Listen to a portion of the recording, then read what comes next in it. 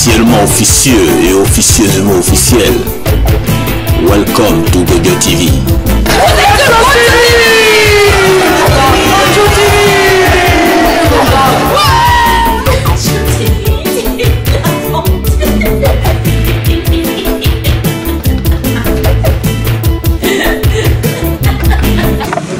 Donc le président du CEP, Dominique Tessot. Alors, vous le connaissez habituellement pour ses conférences ou ses travaux plutôt portant sur l'apologétique ou le darwinisme. Et cette fois-ci, c'est un sujet un peu plus inhabituel en apparence qu'il va vous parler, mais sujet sur lequel il a quand même une certaine compétence. Donc c'est la tragédie agricole. Alors ça fait écho à la fois à l'actualité de ces derniers mois, mais l'objectif c'est aussi de prendre du recul sur cette question. Et donc le conférencier ayant une expérience directe de plusieurs décennies en cette matière pourra vous en parler de manière assez concrète. Je dois peut-être commencer en vous présenter les excuses de Stéphanie Vignon, qui devait venir ici, à cette salle, qui a un empêchement professionnel et qui fait qu'elle a téléphoné avant-hier pour dire que malgré tout ce qu'elle avait essayé de faire pour pouvoir venir, parce qu'elle a une activité extrêmement prenante, mais il y a des engagements qui ont fait qu'elle ne peut pas dégager la journée lui permettant de venir ici faire cet exposé. Donc je ne ferai pas sa conférence, ce qui lui permettra peut-être de revenir un jour la donner, mais c'est le même titre. Chaque conférencier qui a sa conférence. Et simplement, au passage, tous les participants sont signalés que, comme l'a dit le présentateur, la crise du monde agricole n'est pas un phénomène nouveau, mais il y a des éléments qui font qu'aujourd'hui elle a une importance, et surtout il y a une prise de conscience dans la société en général de cette crise. Est-ce qu'on entend bien? On reste à cette distance de micro.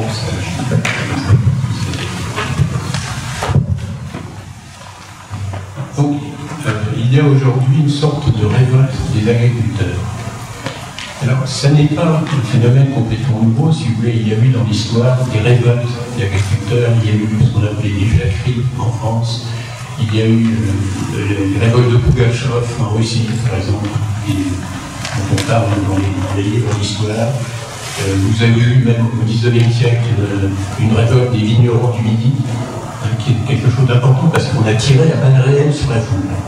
Et c'est depuis d'ailleurs cet épisode qu'à l'époque où il y avait le service militaire, si vous voulez, pendant tous les dimanches, vous aviez des trains pleins de militaires en permission, parce qu'on avait décidé qu'un militaire ne devait pas faire son service dans sa région d'origine, afin que le moment venu, il ne soit pas empêché de tirer sur la foule avec l'idée qu'il allait peut-être tuer quelqu'un de ses connaissances.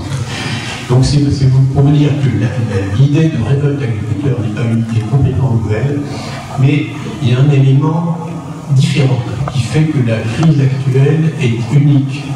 C'est qu'aujourd'hui, il s'agit d'une crise existentielle. C'est-à-dire que les révoltes de paysans antérieures ne mettaient pas en cause l'idée, y compris chez les paysans et y compris dans la société, qu'il y aurait toujours des paysans, que la paysannerie était une composante essentielle et permanente de la société. Alors qu'aujourd'hui, il s'agit d'une mise en cause de l'existence même d'une classe d'hommes voués à la nourriture des autres. Donc ça, c'est un élément vraiment nouveau, c'est-à-dire que les paysans eux-mêmes ont vraiment pris conscience du fait que leur existence était menacée. Le sens de leur métier, leur utilité sociale. Alors, ça n'est pas mis en cause par la population générale, mais c'est mis en cause, si vous voulez, par les dirigeants de société qui, depuis longtemps, réfléchissent, si vous voulez, à une alternative pour nourrir les gens autrement qu'avec des produits agricoles. Alors, c'était dans les récits de science-fiction du XXe siècle, depuis longtemps, la nourriture avec des légumes, etc. Mais aujourd'hui, si vous voulez, avec une nourriture à base d'insectes qui vont fait se reproduire dans des réacteurs biochimiques, on en est vraiment beaucoup plus près. Et il y a des investissements très importants qui sont faits dans ce sens, de faire en sorte que la population puisse être nourrie sans qu'il y ait une classe de paysans. Et dans les années 60, il y a eu un livre très intéressant d'ailleurs qui s'appelle La fin des paysans, par un sociologue, Henri Mandras. Donc si vous trouvez ce livre, achetez-le parce qu'il est vraiment très intéressant. Et donc La fin des paysans, le titre on peut bien dire ce qu'il veut dire, mais évidemment dans l'esprit de Mandras, c'était une fin, une disparition démographique.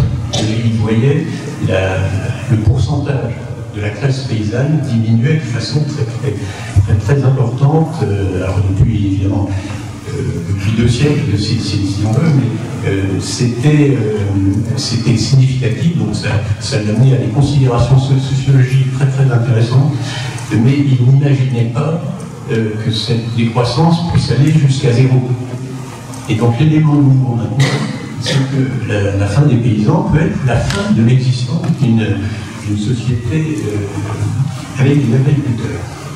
Alors comment en est-on arrivé là, et on en est arrivé là puisqu'il y a eu dans les panneaux qui ont circulé sur les écrans, si vous voulez, des tracteurs sur lesquels il était écrit « La fin des paysans, fin F-I-N, sera votre fin, F-I-N ». Donc ça c'est l'élément nouveau, c'est que en 1960, Henri Mandras intitulait un livre « La fin des paysans », et aujourd'hui les paysans eux-mêmes se rendent compte du caractère vital de la menace. Donc comment en est-on arrivé là? Quel est l'enjeu véritable? Comment en sortir? Donc c'est ce que nous allons voir. Alors il y aura 4 parties, évidemment la première partie de la tragédie de Hegel. Quand, comment, pourquoi. Nous verrons en deuxième partie la noblesse de la vie paysanne à travers les âges, c'est-à-dire de comprendre ce qui est en train de disparaître, la valeur de ce qui est en train de disparaître. Et nous verrons en première partie l'éclairage biblique sur la tragédie agricole, parce que si vous voulez vouloir expliquer les choses sans tenir compte des facteurs surnaturels, c'est évidemment aboutir à une compréhension insuffisante de ce qui se passe.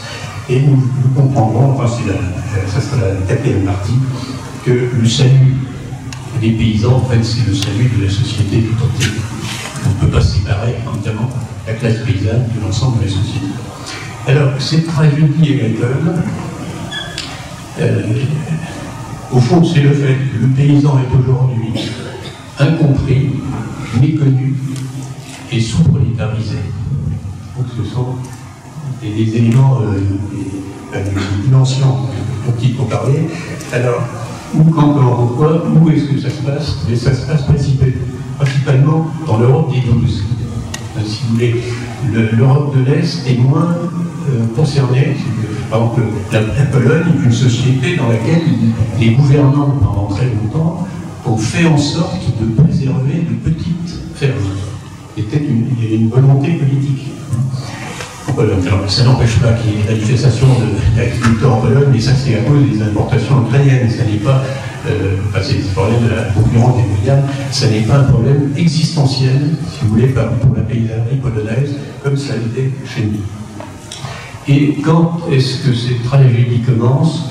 Enfin, grosso modo, je pense que c'est en 1789 au sens large, on peut dire 1791, mais c'est au moment du basculement qu'on a appelé la Révolution française que les choses changent de façon très importante.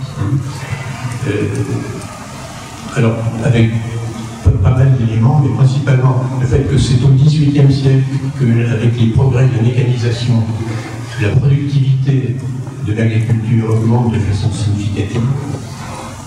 C'est à ce moment-là où la classe bourgeoise, si vous voulez, se trouve, par la vente des biens nationaux, se trouve avoir à sa disposition un grand nombre de terres cultivables. Or, si vous voulez, il y avait depuis des siècles il y avait toujours eu des bourgeois qui tenaient, ne serait-ce qu'à cause de leur origine, à avoir un bien rural. Vous savez, dans un patrimoine bourgeois, il faut avoir un minimum de terre. Et alors, c'est un élément, le fait que cette classe bourgeoise ait remplacé l'aristocratie en tant que propriétaire des biens fonciers a eu évidemment des conséquences sociologiques très importantes, parce que la différence, c'est que l'aristocratie avait pour revenu le revenu tiré de l'agriculture.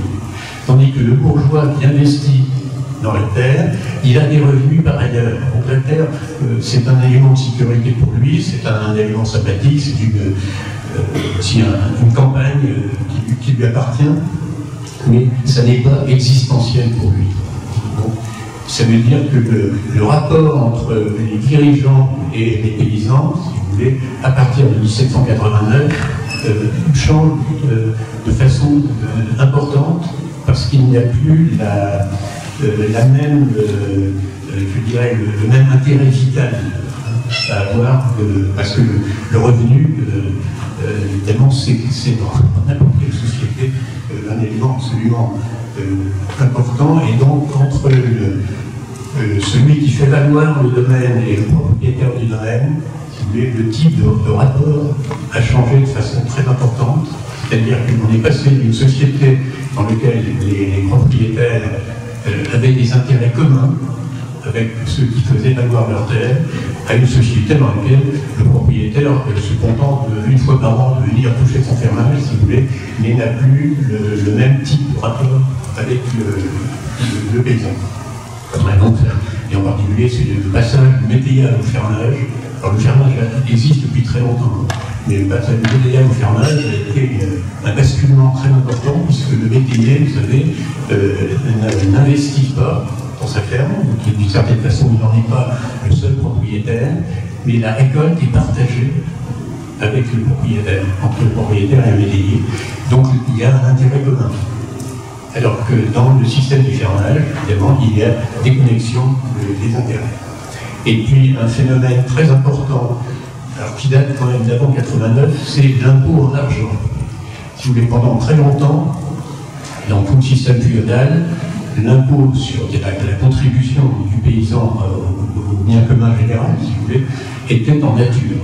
Donc vous avez la dîme, qui est l'impôt ecclésiastique, c'est le 10e de la récolte, et puis vous aviez les corvées, qui étaient des jours de travail, qui étaient dus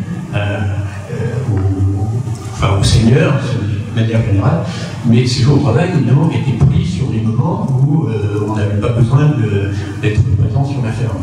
Donc c'était quelque chose de très souple, qui convenait bien et qui convenait bien par nature à l'agriculture. Et d'ailleurs, un des drames de l'agriculture, alors là on dit que c'est en Europe, mais un des drames de l'agriculture en Afrique, par exemple, c'est justement l'impôt en argent. Parce que l'impôt en argent oblige le paysan à vendre sa marchandise. Or, la production agricole, en économie, s'appelle un bien de king, c'est-à-dire c'est un bien, dans le fonctionnement de la loi du marché, où l'abondance provoque une diminution du prix qui va au-delà de la diminution proportionnelle. C'est-à-dire que l'abondance, en fait, est une calamité pour le paysan. Donc, si vous voulez, depuis 2 ou 3 siècles, on a une transformation importante des rapports entre l'agriculture et la société en général, et donc ça montre aussi que la crise vient de loin. Alors, comment se place cette crise? Alors, je dirais que c'est un suicide à plusieurs dimensions. Alors vous avez évidemment le suicide démographique, c'est ce qu'avait repéré Henri Mandras dans La fin des paysans, c'est le fait que la proportion de paysans dans la société a décru de façon très très considérable. À une époque où, d'une certaine façon, les paysans représentaient au moins 90% de la société. Et puis, à partir du 13e, 14e siècle, surtout, vous avez l'urbanisation, vous avez montré que les villes deviennent des entités importantes et les dirigeants ont le problème devant eux de nourrir les habitants des villes. Alors ça, c'est un gros problème parce que c'est le paysan qui détient l'aliment, c'est lui qui le produit, et il faut le persuader de venir vendre sa production en ville, alors que c'est un besoin tout à fait artificiel pour lui, puisque par définition, le paysan vit en autarcie. Vous avez le poète grec Hésiode, qui est quand même du 8e siècle avant Jésus-Christ, à cette formule que je vous donne, rien ne vaut tant que de tout trouver chez soi. Donc ça, c'est l'idéal paysan. C'est l'autarcie complète. Et c'est vrai que dans l'agriculture traditionnelle, avec l'attraction animale, avec le bois, le chauffage, etc., à part le sel et quelques outils en fer, si vous voulez, le paysan est pratiquement autonome. À partir du moment où la récolte était suffisante, bien sûr, ça c'est un autre aspect que nous verrons. Et donc, il est très difficile pour les dirigeants de convaincre le paysan de venir vendre à la ville une production dont, au fond, peut-être qu'il aura besoin un jour pour lui. Alors, on a inventé, ça c'est d'une intelligence extraordinaire, la loi du marché. Là, je vous renvoie au livre d'Henri de Latouche. Alors, de Latouche, c'est un chartiste, mais qui était lui-même éleveur, qui a d'ailleurs un rôle assez important dans l'organisation des coopératives de viande dans l'ouest de la France. Et il a retrouvé un petit peu la façon dont la loi du marché est apparue. C'est important parce qu'en économie, on vous parle beaucoup de la loi du marché, etc., mais on n'explique pas d'où ça vient. Alors, la façon est la suivante: comment faire en sorte que le paysan ait envie de venir en ville pour vendre ses marchandises et en même temps que tous les urbains puissent se nourrir de manière raisonnable. Alors, les lois du marché à l'époque, mais c'est quand même resté, c'est un petit peu les suivantes. Alors, il y a ce qu'on appelle l'atomisation du marché, c'est-à-dire que chaque paysan doit venir sur le marché et il a sa place sur le marché. Donc il n'a pas le droit en chemin de revendre à un grossiste, si vous voulez, sa marchandise. On dit on empêche la concentration de l'offre qui évidemment fausserait le prix du marché, qui est logique. D'autre part, il faut que le paysan vende sa marchandise, donc il doit habiter suffisamment près de la ville pour faire l'aller-retour dans la journée. Et il n'a pas le droit de remporter chez lui la marchandise invendue. Alors il se pose, du coup, il se passe la chose suivante: en ouverture du marché, vous avez les prix d'ouverture du marché, où évidemment le paysan essaye d'obtenir le meilleur prix, et celui qui veut acheter au début du marché est obligé de mettre le prix, puisqu'il évidemment, c'est une position, le paysan est en position de force, il a sa marchandise, et évidemment, si on veut bien lui payer le prix qu'il veut. Et puis, le temps passe, il arrive le midi, il faut rentrer chez soi, et il faut que la marchandise reste. Et à ce moment-là, évidemment, au fur et à mesure que le temps s'écoule, le prix s'effondre, et en fin de marché, même les plus pauvres viennent ramasser tout ce que les autres ont laissé, mais donc toute la deal est nourrie. Donc ça, c'est d'une intelligence, ces lois du marché, c'est une intelligence exceptionnelle. Quand on compare, si vous voulez, l'intelligence des législateurs de l'époque et l'intelligence des nôtres, et c'est très simple. Donc le problème de cette loi du marché, c'est que cette loi a été inventée en réalité contre les paysans, pour les consommateurs. Et ce qui est extraordinaire et admirable par certains côtés, c'est qu'on réussit à faire aimer les paysans la loi du marché, qui en fait a été inventée contre eux. Alors, le paradoxe de l'agriculture moderne, c'est qu'à partir du XVIIIe siècle, avec en particulier ce qu'on appelle les physiocrates, la productivité de l'agriculture augmente. Alors, ça c'est un point extrêmement important parce que, si vous voulez, il ne peut y avoir de civilisation, c'est-à-dire de société développée, dans le sens noble du développement, que si des gens peuvent consacrer tout et se spécialiser dans des activités que ne sont pas la survie ouvrière au jour le jour. Donc, les sociétés dans lesquelles 99% des gens sont à la terre parce qu'ils en ont besoin pour se nourrir, ils ne peuvent pas produire plus, sont des sociétés sous-développées et qui le restent.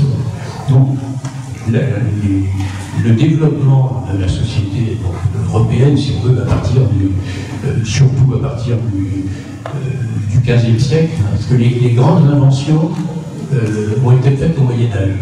Et là, je vous renvoie, il y a des articles dans la revue du 7 à ce sujet qui sont très intéressants.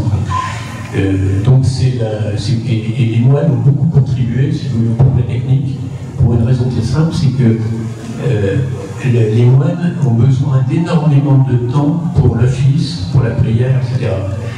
Ora et clamora. Et donc, il fallait dégager du temps libre. Et donc, les moines avaient une motivation, si vous voulez, à augmenter la productivité, et ils ont fait des inventions très importantes.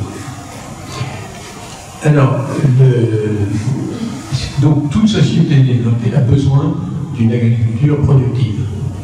Donc, ça, c'est un point que souvent on perd de vue, c'est qu'on ne voit pas cette dépendance entre eux. Et c'est quelque chose qui, si vous voulez, en période de pénurie ou en période de guerre, enfin, c'était flagrant dans la dernière guerre mondiale, et tout le monde se souvient qu'il a un vieux cousin à la campagne et que ça serait peut-être bien d'aller lui rendre visite, etc. Parce que, évidemment, la pénurie fait découvrir que les paysans servent à quelque chose. Et que, comme le dit Marcel François, disait, on peut mourir de faim à côté d'un tas d'or. Si vous voulez, on ne peut manger que s'il y a des aliments, et quelle que soit la quantité d'argent liquide dont on dispose, s'il n'y a pas à manger, eh bien on mange. Donc le suicide démographique des paysans, d'une certaine façon, c'est la rançon du progrès technique et la rançon des gains de productivité. Alors en soi, c'est quelque chose, ce progrès technique est une bonne chose, et le paysan est le premier qui bénéficie de la moindre pénibilité du travail liée à la mécanisation, par exemple. Le drame dans le système moderne, c'est qu'en raison de la loi du marché, justement, les gains de productivité faits par l'agriculture ont été systématiquement confisqués aux paysans. Et pour une raison d'ailleurs très simple, c'est que le paysan, lui, il continue à être soumis à la loi du marché au sens des économistes, c'est-à-dire qu'un quintal de blé qui vient du nord de la France ou qui vient de la Beauce, c'est toujours un quintal de blé. Alors que les industriels, eux, ont tout de suite compris qu'on pouvait, tout en faisant semblant de jouer la loi du marché, en réalité se distancer par rapport aux impératifs de la loi du marché. C'est-à-dire que quand vous achetez une voiture, en réalité, vous n'achetez pas une voiture, vous achetez une Citroën de tel modèle, donc vous achetez un produit qui n'est pas semblable aux produits des autres. Et donc, en apparence, c'est une concurrence, on vous dit il y a un marché de l'automobile, etc. Mais en réalité, ce marché est un marché parfaitement segmenté, et dans chaque segment, l'industriel a pour objectif, justement, d'échapper à la loi du marché. Et ça, c'est impossible aux paysans, sauf... Alors, c'est ce qui s'est passé en 1935 en France, c'est-à-dire qu'avec la création des coopératives. C'est-à-dire que en 1935, il y a eu une crise importante, les gens n'arrivaient pas à vendre le blé, et à ce moment-là, on a concentré l'offre. Les coopératives ont été créées, si vous voulez, pour créer une offre concentrée de façon à avoir un prix plancher du blé. Donc c'est justement une manière de conserver d'une certaine façon la loi du marché, mais de la contourner comme les industriels ont l'habitude de le faire. Alors, le suicide démographique, mais en revanche, ça veut dire productivité d'agriculture, donc alimentation moins chère, et de moins en moins cher. Vous savez que le budget alimentaire a été après la guerre de 30% à peu près du revenu disponible des gens. Aujourd'hui, c'est même pas 10%, enfin, c'est très peu de choses. Et avec en plus le fait que dans l'alimentation, la part non agricole du prix est tout à fait considérable. Quand vous achetez une baguette de pain, il y a à peu près 5% du prix que vous payez au boulanger qui revient aux paysans. Hein, donc c'est dire à quel point cette productivité a augmenté. Aujourd'hui, vous n'avez que vous avez 2 ou 3% de la population qui est effectivement en réduit. Mais outre le suicide démographique, il y a un suicide intellectuel. C'est-à-dire que, d'une certaine façon, il y a une défaite des penseurs face à l'industrialisation, c'est-à-dire que pendant pratiquement 2 siècles, ce sont les schémas de pensée industriels qui se sont imposés à la société, et en particulier à l'économie, comme étant la vérité, et la vérité scientifique, donc la vérité certaine, et qu'on ne peut pas sortir. Et donc on a transposé à la vie agricole et à l'agriculture des schémas de pensée issus de l'industrie qui sont inadaptés. Alors, vous avez le fait qu'on a fait des objectifs quantitatifs. Alors, dans l'industrie, si vous voulez, le quantitatif, ça marche très bien parce qu'on contrôle tous les paramètres. Hein, on sait ce qui rentre dans une usine, on étudie de façon très très fine la façon dont fonctionne l'usine, on sait ce qu'on va faire des produits qui sortent, et surtout, on a des cycles de production relativement courts. Alors qu'en agriculture, l'unité de temps, c'est l'année. Et on ne fait rien, même simplement une année, c'est beaucoup trop court pour mettre au point, si vous voulez, un itinéraire culturel, un mode de fonctionnement. Donc, vous avez le problème de la quantification, vous avez le problème de la comptabilité annuelle, notamment qui fausse les décisions de l'agriculture. Donc ce règne de la quantité n'est pas adapté au fonctionnement de l'agriculture. Et alors, ce qui est intéressant, c'est que en réalité, la projection sur l'agriculture du schéma de pensée industriel est une régression. Pourquoi?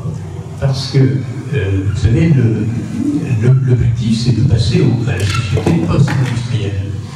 Et quel est l'objectif d'un ingénieur dans un atelier, quel qu'il soit? C'est d'arriver à automatiser le maximum tout ce qui se passe. Hein, c'est-à-dire on sait ce qui rentre, on voit ce qui sort, mais entre les deux, si vous voulez, on automatise, mais tout est parfaitement contrôlé, on sait ce qui se passe à chaque étape. Alors qu'en agriculture, on est déjà depuis toujours en système post-industriel, c'est-à-dire que fait le paysan? Il sème un grain de blé, et puis 6 mois ou 8 mois plus tard, il revient dans la parcelle pour faucher le blé, et que s'est-il passé entre les deux? Personne n'a servi. Il y a un automatisme parfait qui a fonctionné.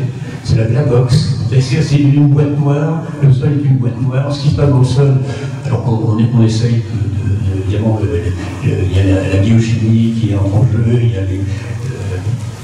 maintenant on a fait des gros progrès en ce qui concerne la microbiologie du sol, etc. Mais tout ça est très très en deçà de la connaissance réelle. Et donc, le paysan est quelqu'un qui, depuis toujours, est adapté à la société post-industrielle. Et donc, le fait qu'on ait projeté sur l'agriculture des schémas de pensée issus de l'industrie est une régression dont les paysans n'ont pas toujours eu conscience. C'est-à-dire qu'on a, de la même façon qu'on a fait aimer la loi du marché aux paysans, parce qu'ils étaient très contents quand ils vendaient très cher, et puis du coup, ça faisait passer l'inconvénient qu'il y avait à vendre à perdre. Et on leur a fait aimer l'idée de se donner des objectifs quantitatifs, de faire des calculs de marge très précis, etc. Alors que ça n'était pas adapté à l'œuvre. Et puis il y a, outre le suicide démographique et le suicide intellectuel, il y a le suicide financier. Alors ça c'est un point très important, alors, qui est évidemment toujours perçu par les manifestants et ceux qui ont commenté les manifestations, c'est que l'agriculture, surtout dans le système moderne sans médial, si vous voulez, c'est un fonctionnement dans lequel les coefficients de capital sont très élevés. Alors si vous voulez, le coefficient de capital, c'est le rapport entre l'investissement qui a été fait, donc la valeur de l'outil de production, si vous voulez, et le chiffre d'affaires mensuel ou annuel. Alors l'agriculture, c'est comme l'industrie lourde, si vous voulez, c'est une activité à coefficient de capital élevé. C'est-à-dire que quand les coûts du financement pèsent sur le producteur, ce qui avec le fermage devient le cas, eh bien, il y a un besoin d'argent très important pour rembourser les mensualités ou les annuités d'emprunt. Et donc, le problème, le coût du capital dans la société moderne, qui pèse sur le paysan, mais qui n'est pas déduit de son revenu imposable. Donc ça, c'est quelque chose de très important, c'est qu'il y a un décalage systématique entre ce qui est la trésorerie et ce qui est le revenu apparent. Parce que les annuités qu'il faut rembourser, on est censé s'enrichir si vous voulez, en remboursant des annuités. Le commerçant qui achète sa boutique, bon, mais la grande différence, c'est que le commerçant, au bout de 3 mois, il a déjà fait un chiffre d'affaires équivalent du prix de sa boutique. Tandis que le paysan, lui, il faut des années, des dizaines d'années. Et donc, la perte du métillage et l'impôt en argent sont des éléments qui pèsent sur la trésorerie agricole et qui ne sont pas forcément compensés par les gains de productivité, puisque systématiquement la loi du marché confisque les gains de productivité. Alors, ça c'est assez important parce que d'une certaine façon, la Révolution française est le résultat de l'augmentation très importante de l'impôt en argent. Alors si vous voulez, on a dit à l'époque médiévale, si vous voulez, il y avait un impôt de nature, donc qui était facile à supporter, et à partir disons, du XVIe siècle, on voit un impôt en argent, ça s'appelle la taille. La taille, donc, qui pesait sur les foyers agricoles, donc les producteurs. La taille a été multipliée par 6 entre Henri IV et Louis XV. Évidemment, parce que l'État a toujours besoin d'argent, si vous voulez, et à l'époque, il fallait prendre l'argent là où on croyait qu'il était. Mais le problème, c'est que la taille, c'est un impôt en argent, et pour que le paysan puisse payer cet impôt, il faut qu'il ait vendu une certaine quantité de biens, et des biens qui, étant soumis à la loi de King, ne permettent pas toujours de payer l'impôt. Et ça, c'est un très gros problème dans la paysannerie africaine aussi. Donc, si vous voulez, le fait que la paysannerie ait assez bien accepté la Révolution française vient du fait que la Révolution a supprimé la taille. Bon, ça a été rétabli sous d'autres formes, ne vous inquiétez pas pour ça, mais psychologiquement, c'est un facteur absolument très important et d'une certaine façon, la taille est un phénomène qui a joué de façon importante sur la crise agricole. Enfin, sur le fait qu'il y avait un mécontentement dans les campagnes au moment de la Révolution française. La loi du marché, on en a déjà parlé. Il y a donc le problème de la dépendance psychologique. Normalement, le paysan, à cause de ce matin-ci, est un indépendant. Donc il se lève l'heure qu'il veut, il fait son travail quand il veut le faire, il ne le fait pas s'il a envie de ne pas le faire, mais évidemment après c'est lui qui assume les conséquences. Mais vous avez aujourd'hui une dépendance psychologique, et ça c'est un point qui a été mis en avant par tous les manifestants ces derniers mois, c'est le fait que, bien que le paysan soit un indépendant, en réalité il est extrêmement dépendant. Et il est soumis à des contrôles fantastiques. Sachez que tous les 6 jours, aujourd'hui, on fait des photos aériennes de la totalité des parcelles en France, et l'administration sait mieux que le paysan où en sont ses cultures, puisque en analysant la couleur des photos, on est capable de mesurer la qualité des cultures, le stade d'avancement, etc. Et ça avec une précision que le paysan cultive. Et donc il est sous forme, il est contrôlé, mais en même temps on lui demande d'alimenter lui-même les outils de son contrôle. Alors c'est un problème plus général, c'est que l'administration fiscale fait faire son travail par les industriels, mais c'est particulièrement pesant, si vous voulez, sur les paysans, parce que souvent le paysan est seul. à cause de la productivité importante de l'agriculture. Donc c'est lui qui doit se payer dans le travail administratif qui est imposé par l'administration et qui peut prendre plusieurs journées par an. Et ce temps est un temps précieux. Le temps de travail en agriculture, depuis toujours, est très important. Vous savez qu'aujourd'hui, on parle des 35 heures. Et c'est très amusant, si on peut dire, c'est qu'il y a une vingtaine d'années, pour les centres de gestion agricole, 35 heures, c'était un mi-temps. 35 heures, ça va. Donc, autrement dit, on a une classe de gens qui ne mesurent pas son temps de travail, qui n'est pas payé à l'heure, de toute façon, et on vient lui imposer un travail administratif dont il n'a absolument pas besoin. Et dont la société considère que c'est nécessaire pour elle, parce que c'est ce qui va permettre de lui verser ou pas les primes européennes dont il a besoin pour vivre, puisque, à cause de la loi du marché, si vous voulez, il ne peut pas vendre au prix réel, au prix de revient, donc il vend à un prix mondial qui dépend de la bourse de Chicago, etc. Et évidemment, comme c'est insoutenable, on lui verse une subvention à l'hectare, mais pour avoir le droit de toucher cette subvention, dont le montant est supérieur à son revenu. C'est ça qu'il faut voir, c'est que les subventions, les primaires, sont supérieurs au revenu agricole. C'est-à-dire que celui qui pourrait se dit bah, j'en ai marre des contrôles, je laisse tout tomber, eh bien immédiatement il est en déficit. Donc c'est pas possible. Donc on a une dépendance psychologique, et d'ailleurs, quels que soient les pays, le problème de la lourdeur administrative du contrôle a été mis en avant par les manifestants ces derniers jours. Donc, si vous voulez, il y a toujours eu des sanctions contre le paysan qui ne faisant mal son travail, et des sanctions qui pouvaient être absolument terribles. Vous savez que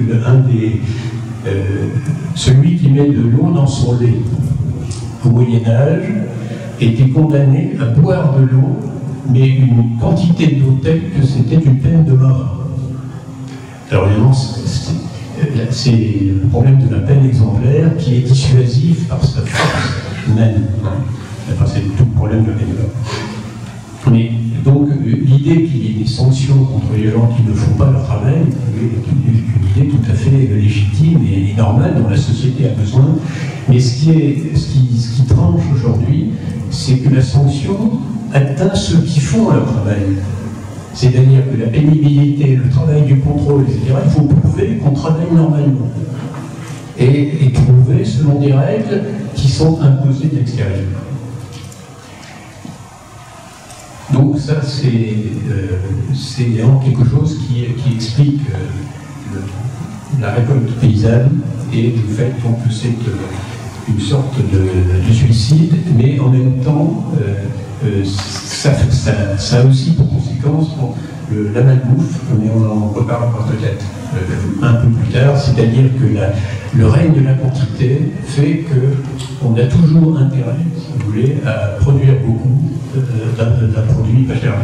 Je me souviens, j'ai eu un voisin qui s'est mis à faire du poulet industriel, et alors je lui ai dit, mais enfin, pourquoi est-ce que tu ne fais pas du poulet avec parcours, poulet de qualité, poulet label, etc. Il a dit, mais j'ai fait mes calculs. C'est le poulet industriel qui rapporte. Donc c'est évidemment une dénaturation de ce dont nous allons parler maintenant, c'est-à-dire la noblesse intrinsèque de la vie paysanne, mais c'est normal de faire ces calculs. Et je dois dire que quand on parle d'agriculture raisonnée, maintenant on invente des mots pour faire croire qu'on a créé une réalité alors que les choses ne changent pas. Mais l'idée que les paysans peuvent agir de façon non raisonnée est une idée absurde, si vous voulez. Depuis qu'il y a des paysans, et je remonte à l'île de Babylone, à l'Égypte, quand on regarde les plus anciens textes cunéiformes, c'est les gens qui comptent des sacs de blé, qui comptent des amphores d'huile. Si vous voulez, la comptabilité agricole, c'est quelque chose qui existe depuis toujours. Donc, d'imaginer que le paysan, justement parce qu'il n'est pas industriel, est quelqu'un qui ne raisonne pas, est quelque chose de tout à fait surréaliste. Alors maintenant, il faut voir que les sociétés normales, depuis toujours, ont chanté la grandeur et le bonheur de la vie rurale. Si vous voulez, vous avez Virgile, Georgine du Vietnam, etc. Vous avez, alors je vous conseille Henri Pourrat, les ouvrages Henri Pourrat, qui est mort maintenant, mais qui a chanté la grandeur de la vie médane. Vous avez, si vous voulez, toute la société médiévale était imbibée à la fois de la grandeur et de l'importance des travaux des champs. Le livre d'heures du duc de Berry, pour ceux qui voient ce que je vais dire, a des illustrations extrêmement touchantes et intéressantes des différentes phases de la vie, les semis, enfin, la récolte, montrant le côté noble et la valeur esthétique, si vous voulez, de la geste du paysan. Donc le paysan, bien sûr, se nourrit lui-même, nourrit les autres, mais il a aussi une activité qui est noble par essence, et si vous voulez, même le calendrier révolutionnaire, donc de 1792, a respecté cette idée de ce sens cosmique, ce sens des saisons. Et vous avez les mois se sont appelés Nivose, Brunner, etc. Et donc l'homme de 1789, même s'il a d'une certaine façon mis un peu de côté la vie rurale, avait le sens de le fait que la place de l'homme est mise entre le ciel et la terre, et donc elle est dans la vie rurale. Il y a donc le fait que le paysan qui est au contact immédiat de la nature, qui quand il lève la tête voit le ciel et quand il la penche voit le sol, par opposition, si vous voulez, à l'urbain qui quand il lève la tête voit le réverbère et quand il regarde par terre voit du béton, si vous voulez, là il y a l'élément de situations anthropologiques opposées, et il n'y a pas de doute que la noblesse humaine est d'un côté et pas de l'autre. Et c'est-à-dire que l'urbain, s'il veut retrouver l'équilibre et le sens cosmique dont bénéficie par nature le paysan, il faut qu'il invente une manière de se ressourcer, et c'est tout à fait possible. Et ce qui prouve aussi cette importance du paysan, c'est tout simplement l'histoire. Vous avez de grands personnages dont la formation à la politique a consisté à être laboureur ou pasteur, etc. Les patriarches bibliques sont des pasteurs. Quand on vient, alors vous savez, il y a l'épisode très intéressant du chevet de David. Alors je ne vous raconterai pas l'histoire, mais c'est très intéressant, parce qu'en plus David n'est pas là au moment où le prophète vient pour choisir le roi, le futur roi d'Israël qui va remplacer Saul, et parce que David est touchant avec les faits.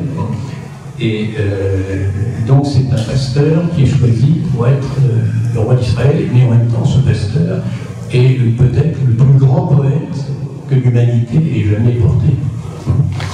De la même façon, dans le domaine hébraïque, par exemple, le plus grand commentateur de la Bible chez les Juifs s'appelle Rachi. Et les commentaires de Rachi de la Bible, ils sont aujourd'hui, vous les trouvez en livre de poche en Israël. Le centre culturel juif à Paris s'appelle le centre Rachi. Et Rachi est un vigneron de Troyes au XIe siècle.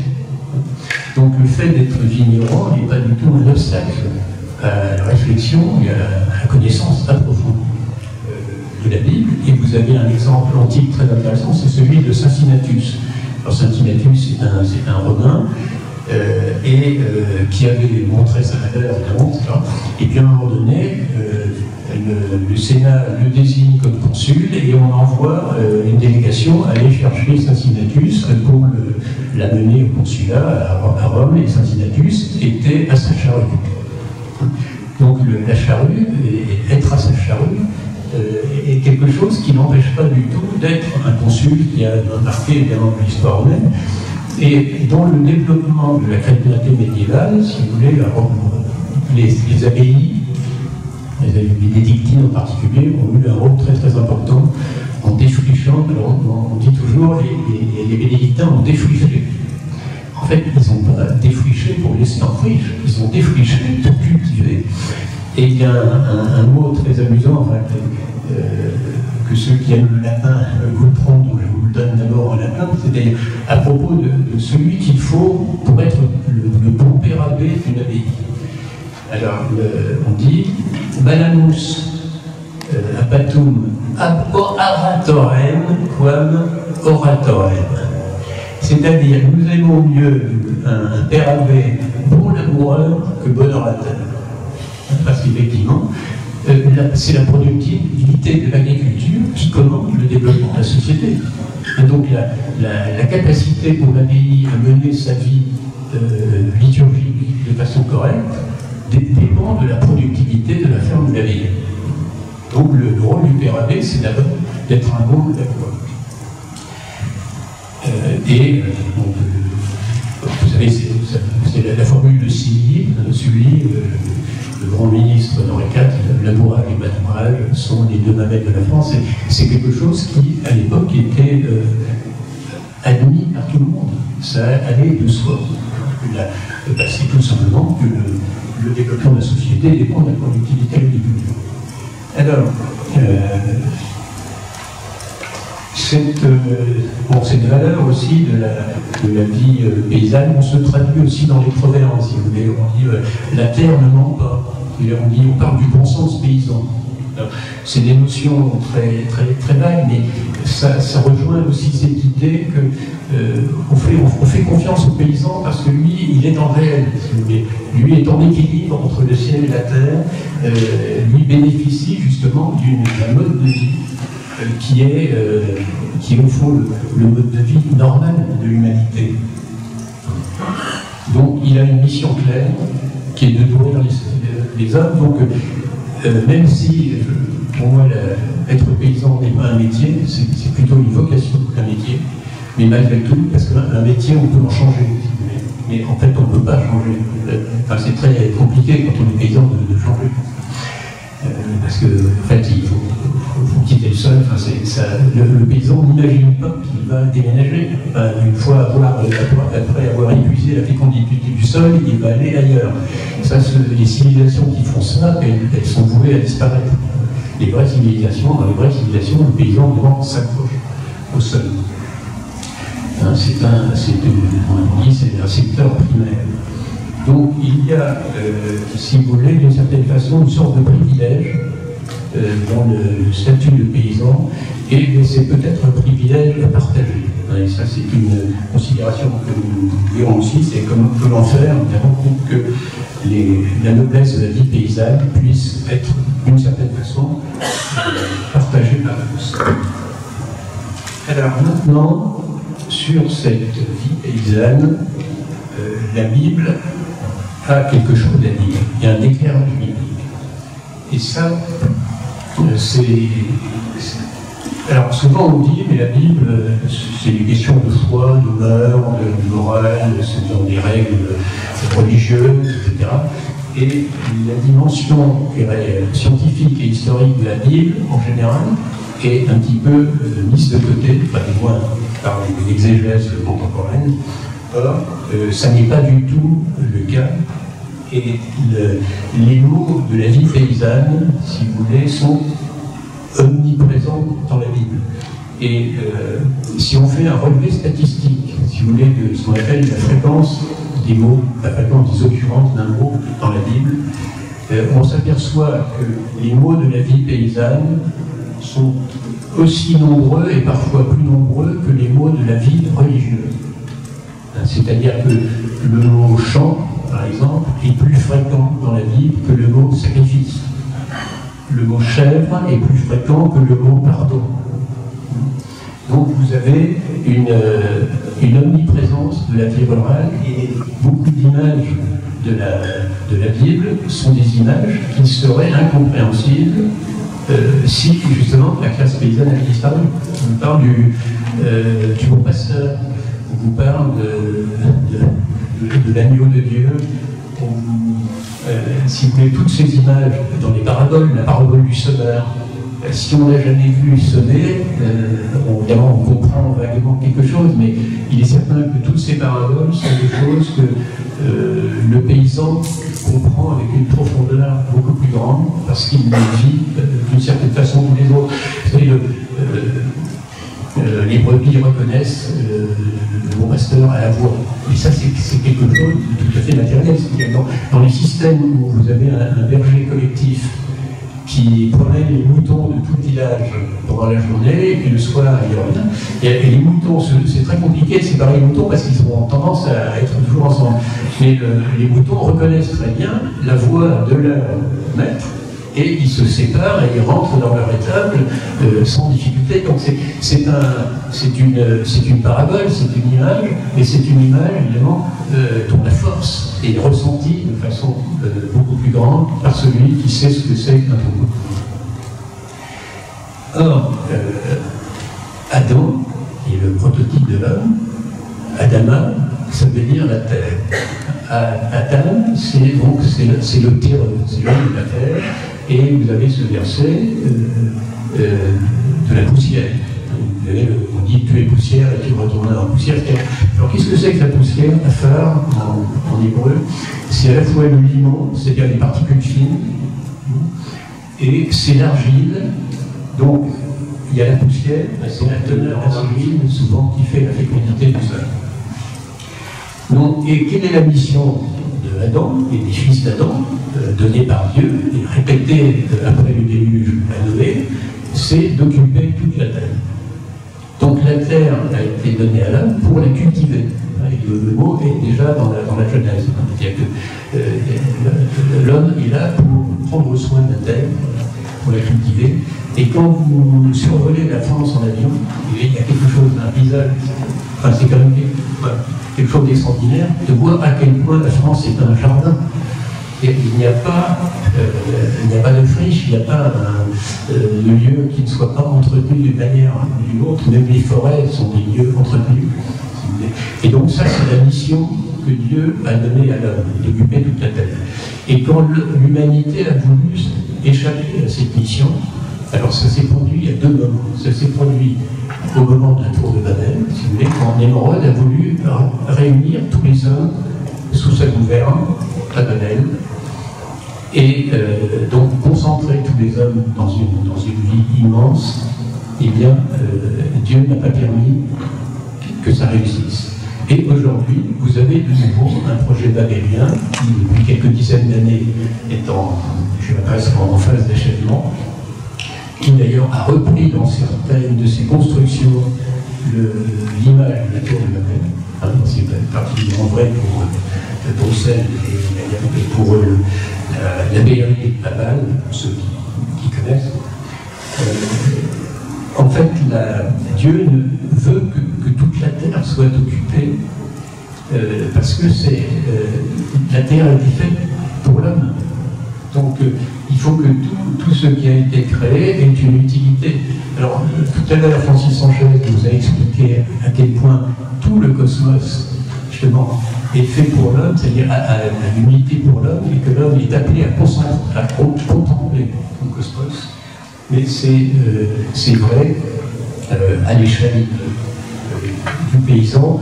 Et donc, je vais dire que si vraiment le paysan disparaissait, c'est-à-dire si on concentrait toute la population dans des villes de 15 minutes, comme on dit, avec des fermes verticales où on arrivera à faire pousser quelques ânes, le plan de Dieu sur l'humanité ne serait pas rempli. Donc, néanmoins, on a peu de certitude dans l'existence, mais enfin, on en a au moins une, c'est que ce projet ne pourra pas réussir parce que si la vie paysanne disparaissait, la Bible deviendrait incompréhensible. Or, évidemment, la Bible a été révélée à l'humanité pour qu'elle serve, que l'humanité, grâce à elle, comprenne ce qui se passe, comprenne son environnement. D'ailleurs, le bonheur terrestre dans la Bible, hein, on le trouve chez Isaïe, chez Michée, etc., mais c'est de vivre à l'ombre de sa vigne et de contempler son figuier, etc. Et il est dit, dans les temps messianiques, eh bien, on convertira les armes en chariots. Donc, si vous voulez, il y a un éclairage biblique sur la vie paysanne qui vous fait comprendre, indépendamment des géorgiques de Virgile ou d'autres, des productions d'autres littérateurs, que le maintien de la paysannerie est un objectif primordial qui fait partie du plan de Dieu.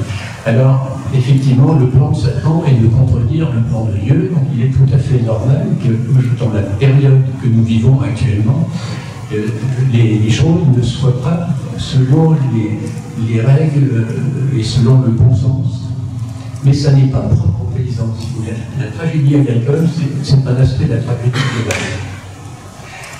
C'est-à-dire que les autres vocations, si vous voulez, il y a des métiers dont on peut changer facilement, il y a des métiers qui sont des vocations. Donc, la vocation du médecin, c'est de soigner. Et aujourd'hui, la réglementation, la législation, l'appareil de l'État est là pour empêcher les médecins de soigner. Et avec des risques personnels très grands pour ceux qui, il y a 2 ou 3 ans, ont voulu soigner leurs patients. Donc, si vous voulez, on ne veut pas qu'il y ait des paysans pour cultiver le sol, mais on ne veut pas non plus qu'il y ait des médecins pour soigner. On ne veut pas qu'il y ait des enseignements qui transmettent. Si vous voulez, le crime absolu dans l'éducation nationale, c'est de faire un enseignement transmissif. Alors, c'est absurde. Parce que la vocation d'enseignant, c'est de transmettre, sinon il n'y a plus. Ça n'est plus une vocation. Ça peut être un gagne-pain, mais donc les enseignants, si d'une certaine façon, sont logés à la même enseigne que les pays. Vous avez les militaires. La vocation militaire est une des vocations les plus nobles. C'est d'ailleurs la vocation des nobles pendant très longtemps. De donner sa vie pour la patrie, vous êtes prêt à le faire. Et aujourd'hui, si vous voulez, il est extrêmement difficile d'être militaire et d'être patriote. Parce que les missions que l'on donne à l'armée ne sont plus des missions en rapport avec le bien commun national. Et vous avez le journalisme, qui est aussi une vocation, le vrai journalisme, ça devrait être de faire connaître la vérité à la population. Je pense qu'il devrait y avoir une charte du journaliste permettant justement de mettre hors jeu, hors circuit de la communauté les journalistes qui enfreignent cette contrainte de transmettre la vérité. Bon, aujourd'hui, les journalistes qui font connaître la vérité qu'ils ont constatée, la vérité actuelle, sont persécutés, sont exclus, Donc, si vous voulez, nous sommes, cette crise existentielle, qui est la crise existentielle de la paysannerie, est une crise existentielle de tous ceux qui ont une vocation aujourd'hui. Donc de toute la société. Parce qu'une société dans laquelle il n'y a que des gens qui ont besoin d'un gagne-pain, qui font n'importe quoi pour gagner. Je ne gagne rien contre la vente des chaussettes, qui est une activité très utile, mais il est évident que ce n'est pas une vocation. Celui qui a une très bonne capacité pour vendre des chaussettes, il aura demain une très bonne capacité pour vendre toute autre chose, etc.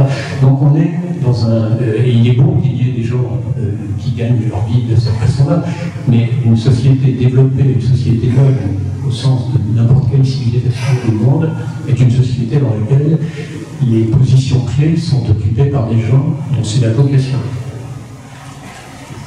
Alors, comment est-ce possible?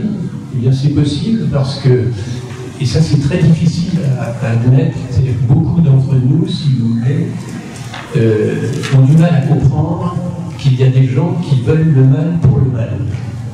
C'est tellement contre nature, si vous voulez, parce que la création est bonne au départ. Dieu a fait une création bonne. Et donc la bonté et la normalité des choses et la normalité des êtres. Mais aujourd'hui, peut-être comme à l'époque de Némon, on a, disons, des cercles dirigeants qui, ça c'est ce que je dis, c'est un constat, peut-être d'ailleurs qu'ils ne savent pas ce qu'ils font, mais disons, le mal, c'est-à-dire la destruction, est pour eux un objectif, ou un objectif au moins provisoire. si vous voulez, peut-être qu'il faut détruire pour reconstruire mieux après. Hein, donc ça, c'est le grand thème, vous savez, solver et coaguler. Donc il faut dissoudre les structures, les habitudes, etc., pour après coaguler, recréer autre chose, beaucoup mieux, la démocratie universelle. Donc ce mot d'ordre, ce qu'il faut constater, c'est que depuis 3 siècles, où on est dans le solver et coaguler, le solver, ça marche du tonnerre, mais le coaguler, ça ne marche jamais. Donc ça, il faut l'avoir en vue.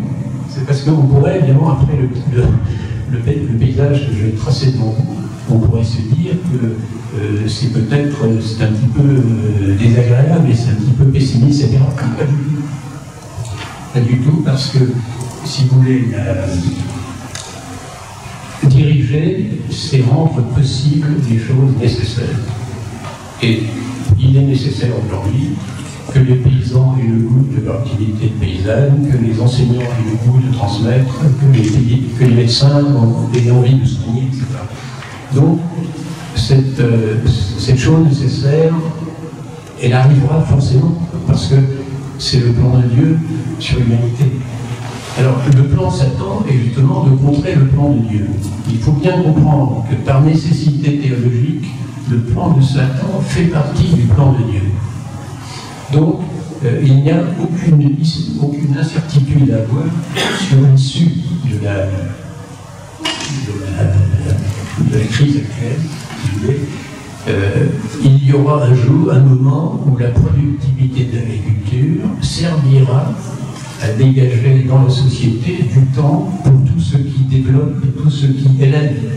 Donc pour la santé, pour la culture, pour l'art, pour la spiritualité, pour la science. Donc tout ceci arrivera parce que c'est le plan de Dieu sur l'humanité. Donc le paysan ne se sauvera pas tout seul, c'est la société dans son ensemble qui se relèvera. Donc l'issue est certaine. Alors, quand? Ça, c'est un point sur lequel je ne me prononcerai pas, mais ça sera ma formule de conclusion. Si vous voulez, il y a une phrase dans l'Évangile qui est tout à fait extraordinaire. Le ciel et la terre passeront, les paroles ne passeront pas. C'est-à-dire les paroles révélées.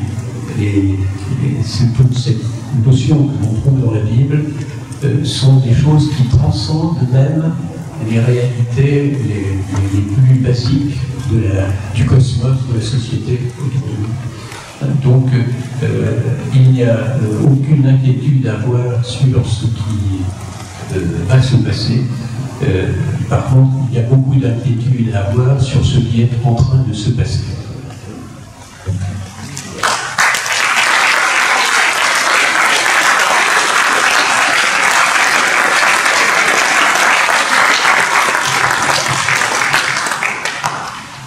Si il y en a qui souhaitent poser des questions, c'est possible.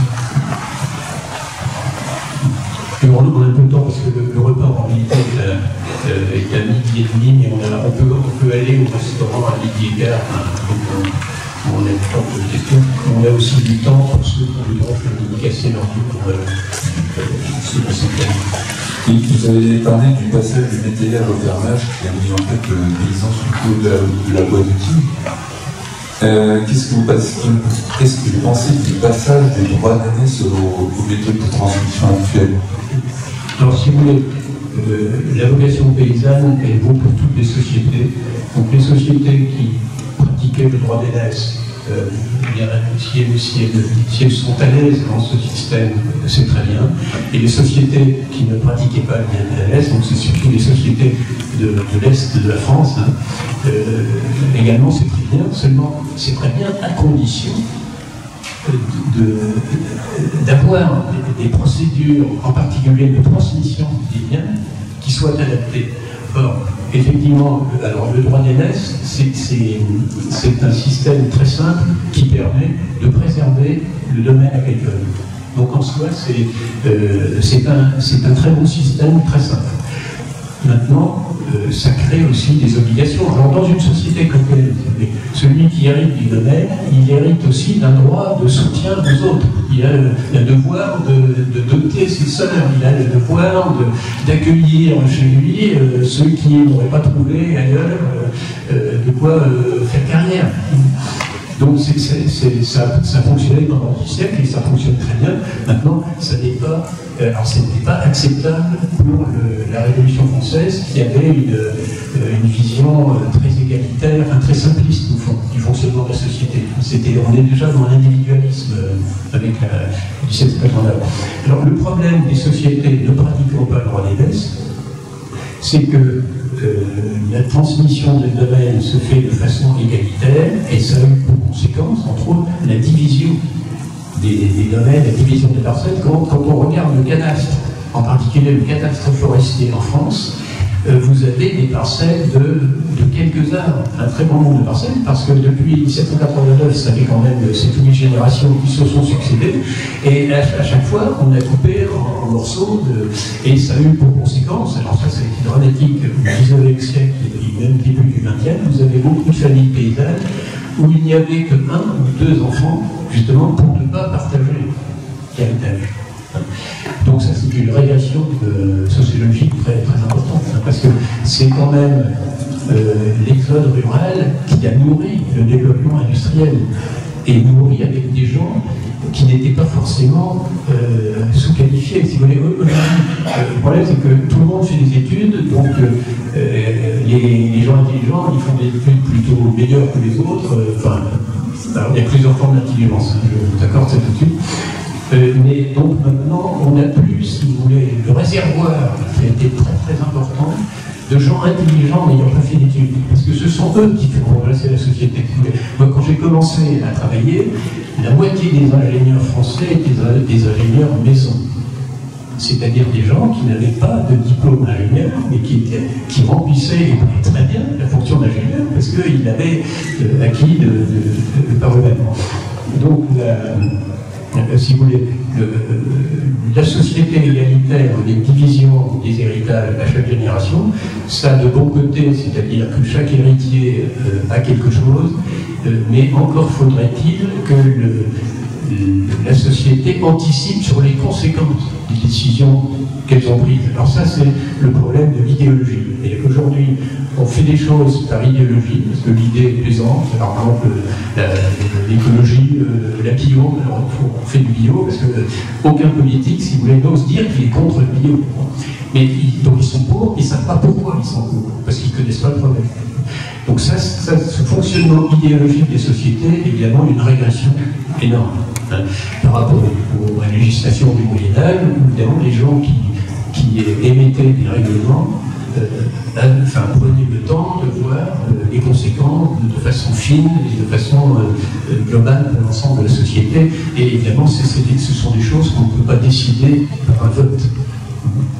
Donc, merci Michel pour cette question, mais c'est effectivement une question à laquelle il n'y a pas de réponse simple, parce que c'est chaque société, dans la manière dont elle fonctionne, qui règle cette question de la transmission des biens et des héritages, qui est une question majeure. Alors, en ce qui concerne la crise paysanne, il y a une dimension en plus qu'on n'a pas signalée. Alors, j'ai parlé du suicide financier, mais dans le coût il y a le coût de rachat de frais dans le bien rural. Et ça, ce sont des sommes très importantes qui n'apparaissent pas dans la comptabilité agricole. Enfin, il n'y a que les AGO qui apparaissent dans la comptabilité, alors que c'est une charge importante sur la trésorerie.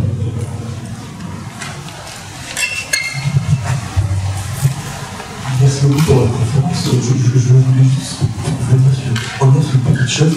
Il me semble pas qu'on ait évoqué la politique agricole commune dans tout ce qu'elle parle de manière plus forte, mais dans toute la crise agricole qu'on est en train de voir, le concept qui est une grande méconnaissance du droit communautaire européen.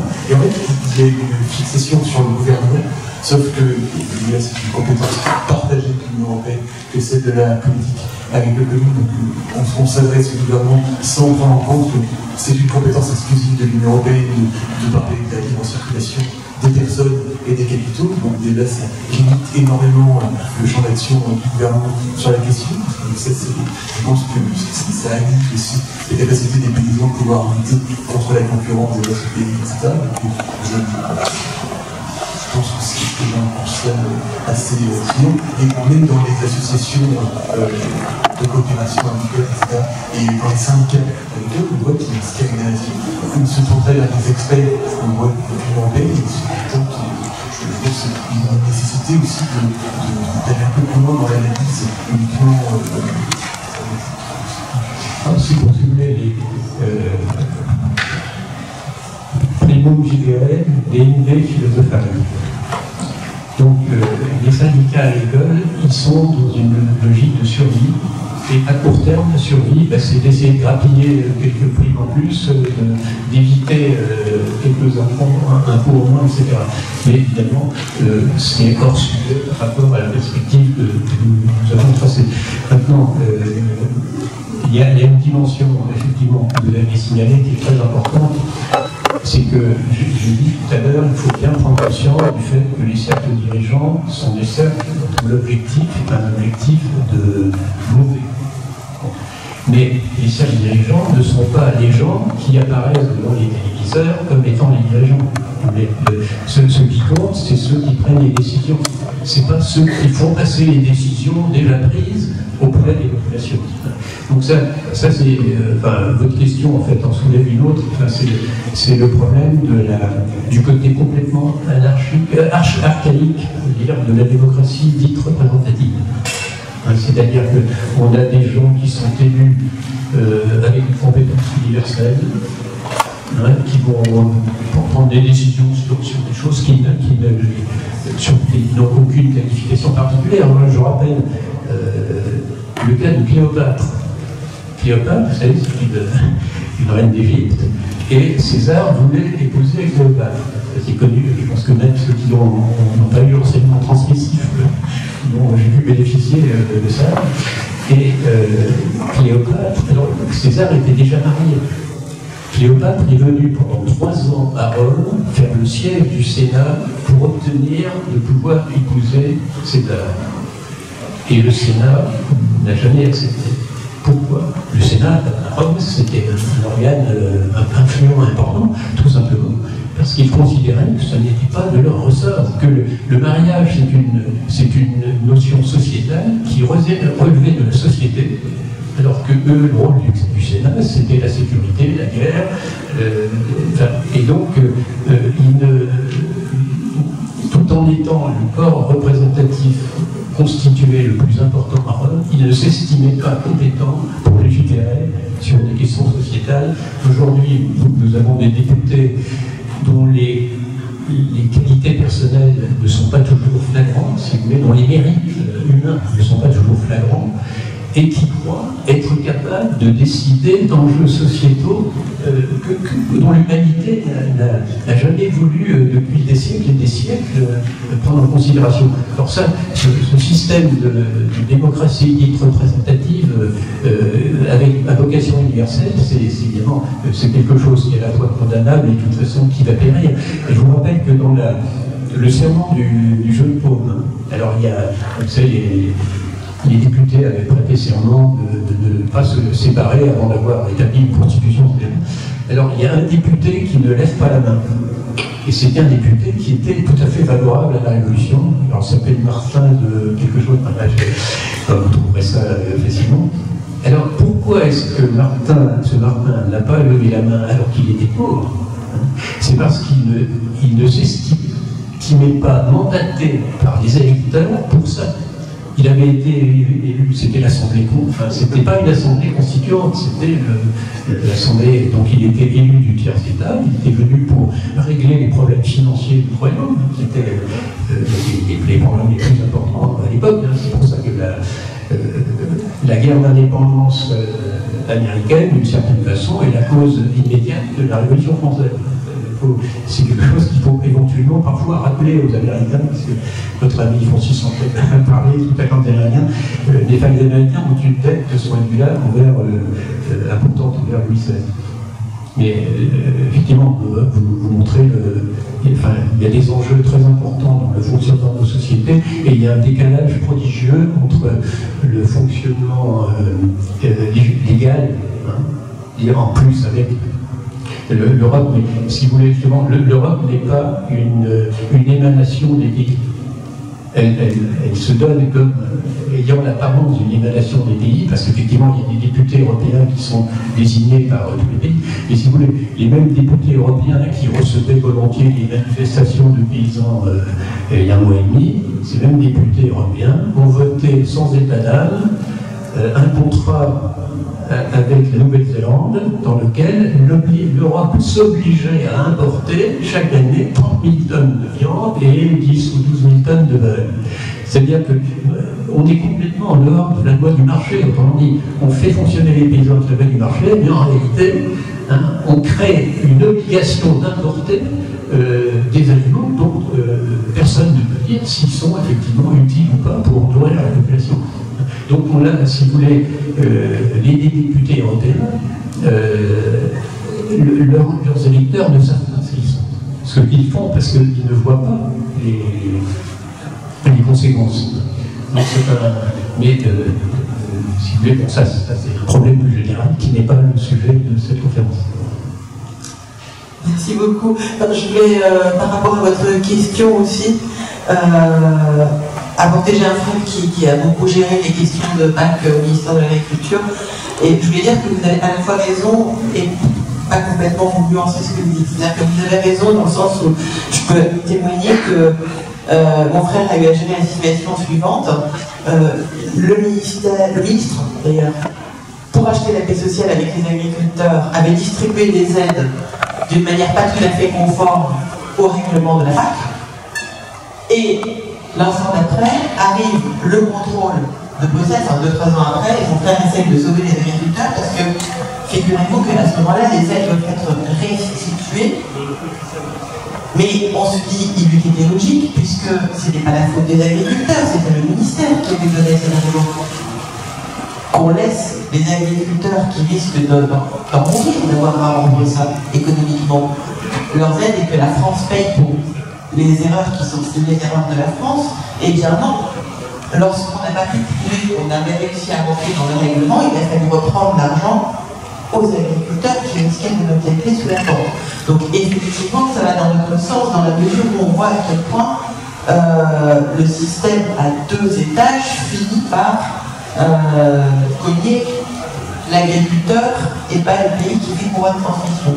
Cependant, et c'est là où je voulais modérer, ce système, il n'en demeure pas moins qu'il a été fabriqué à coup de directives qui ont été quand même fabriquées avec, certes, parfois des majorités qualifiées, mais quand même avec, alors, le vote du Parlement, mais surtout le rôle des Français dans la Commission, dans le Conseil.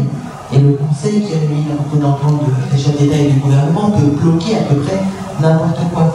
Donc c'est une fusée à 2 étages qui peut paraître très complexe, mais au fond, on voit un petit peu la réalité quand tout ce monde-là se trouve au dîner. Et là, c'est le bonheur. Un gouvernement illégitime a besoin d'une autorité qui cautionne ce qu'il fait. Donc ça, c'est une règle générale, et c'est ce qui se passe. Donc l'autorité illégitime de Bruxelles a besoin d'un Parlement qui cautionne ce qu'il fait. Mais si vous voulez, ce système de Bruxelles, qui a été créé pour la politique agricole commune, la PAC est une composante vitale et essentielle de la politique agricole, mais ce système va s'effondrer. Je ne suis pas du tout inquiet, ça ne peut pas fonctionner. C'est trop loin des réalités. Il y a une diversité des situations. Même rien qu'en France, qui est telle Et à fortiori d'Europe, comment veut-on avoir les mêmes critères de chargement à hectare pour des bovins qui sont en Andalousie et des bovins qui sont en Finlande, qui ne sont dans les pâtures que 4 mois par an? Donc l'idée de pouvoir pouvoir réglementer, l'idée de pouvoir réglementer un domaine comme l'agriculture est absurde. C'était le bon côté, si vous voulez, de ce qui s'est passé à une époque où il y avait des corporations. Et il y a eu la corporation paysanne en 1940, et beaucoup de choses intéressantes qui se sont faites après 40, en réalité, sont des orientations qui avaient été prises par la corporation paysanne. Mais qu'est-ce que la corporation paysanne? C'est un petit peu ce dont on parlait tout à l'heure, enfin, c'est le groupement de la profession en un corps constitué qui s'auto-réglemente. Alors là, quand ce sont les bouchers qui font la réglementation de la boucherie, la réglementation elle est bien faite, parce qu'ils voient d'avance tous les problèmes qui vont se poser. Les députés ne sont pas capables de faire une réglementation.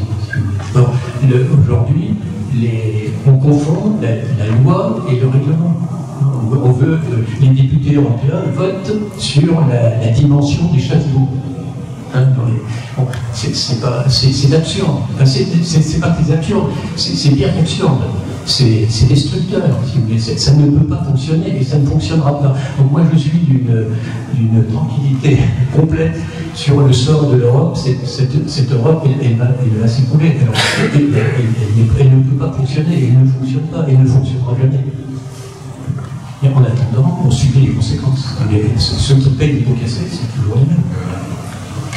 Mais il faut accepter de payer les pots cassés et ça sera le prix à payer pour accéder à l'ère rationnelle d'un avenir, je pense, meilleur qui va finir par arriver. Je voulais juste signaler que dans les dystopies les plus connues, donc il y a deux autres de Zaniatine, il y a Orwell, 1984, et puis Huxley. Et évidemment, dans toutes ces dystopies, la paysannerie n'existe pas. Je dis surtout les Zaniatine, mais les gens vivent dans des villes complètement séparées, et complètement séparées de la terre de la paysannerie. En plus, il y a une expression de cette chose complète, et de transformation, ça passe à quelque chose. Il y a une destruction, une absence totale de paysannerie. Il faut utiliser son nom. Il faut un passeport pour visiter de l'ancienne ferme. Je pense que c'est bon que ces gens-là ont écrit ces livres pour nous avertir de ce qui allait se passer et pour nous avertir qu'il ne faut pas se révolter puisque ça se termine toujours très mal cette histoire-là pour ceux qui savent révolter. Effectivement, les romans d'anticipation du XXe siècle, et il y en a d'autres que nous autres, Zaniatine, enfin le Livre des Mondes, 1980, etc., sont très intéressants parce qu'elles montrent qu'un homme de lettres avec la sensibilité qui lui est propre est capable de percevoir et d'anticiper des tendances lourdes de la société. Donc, je vous invite à relire ou à lire ces romans parce qu'effectivement, ça montre à quel point ce que nous vivons aujourd'hui a une logique. Maintenant, ce qui est évidemment dommage, c'est que ces littérateurs, malgré toute la subtilité de leur intuition, si vous voulez, n'avaient pas la vision biblique du monde qui permet de comprendre que justement, c'est pas ça qui va finir par s'introduire. Parce que c'est un peu, quand vous disiez le meilleur du monde, c'est un petit peu désespérant. Si vous voulez, dans tous ces romans, l'homme vrai, l'homo virus, il finit par perdre. Parce qu'il est face à une machine qui est impeccable et qui est beaucoup plus puissante que lui. Mais en réalité, l'homme vrai, c'est Jésus-Christ, qui est le roi de l'histoire. Donc, il ne faut pas perdre confiance dans l'avenir, mais il faut comprendre qu'on ne fera pas l'économie d'un retour à la vision biblique du monde et avec la réinstauration dans la société d'une autorité spirituelle effective. L'homme tronqué auquel il manque le surnaturel ne peut aboutir à rien. Non, peut-être une dernière chose. À cause de l'emprise du numérique et dans cette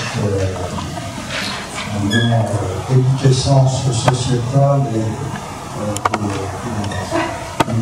une votation, notamment la paysannerie, parce qu'il y a quand même un conditionnement de la masse qui est impressionnant, quoi, hein, la prise de conscience et l'athéisme en termes de foi. Donc, je me demande un petit peu de faire effectivement vous projeter dans l'avenir, mais c'est difficile. C'est un combat à mort, si vous voulez. Vous avez aujourd'hui des gens qui s'appuient sur des études sociologiques, des études de la psychologie humaine qui sont menées depuis des dizaines d'années, et donc ils ont une connaissance de ce qu'ils croient être le cœur humain, qui est très très profonde et qui met en place quelque chose qui fait, quand on voit ce qu'était l'agit-prop ou la propagande à l'époque soviétique ou à l'époque hitlérienne par exemple, et quand on voit ce qui se passe aujourd'hui, évidemment, à l'époque on avait des apprentis, et aujourd'hui, si vous voulez, la prise en main des esprits est atteint à un niveau de perfectionnement qui est admirable. Mais ils n'ont pas accès au cœur humain. Si vous voulez. Satan ne sait pas ce que vous pensez.